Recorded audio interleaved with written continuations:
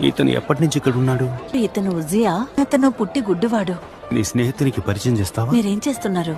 అలా చేయొద్దు. చూపు నాకు అర్థమైపోయింది. ఎందుకని? ఇది విశ్రాంతి దినం. అయితే ఇంకా మంచిది. ఉజియా, ఈయనైతే యేసు బోధకుడు. షూలాని నన్ను స్వస్థపరిచింది ఈయనే. అతనికి తెలుసు బర్నబీ. బర్నబీ తన చెవిటివాడు కాదు, గుడ్డివాడు. బోధకుడా, దయచేసి సమాధానం చెప్పండి. గుడ్డివాడై పుట్టడానికి ఎవరు పాపం చేశారు? నువ్వితని స్నేహితుడివా? అవును, మేము అదే సందేహంలో ఉన్నాం. ఇతను కాని ఇతను కన్నవారు కాని పాపము చేయలేదు. కాని దేవుని క్రియలు ఇతని యందు ప్రత్యక్షపరచబడుటకే గుడ్డివాడిగా పుట్టాడు. అలాగే ఉండు.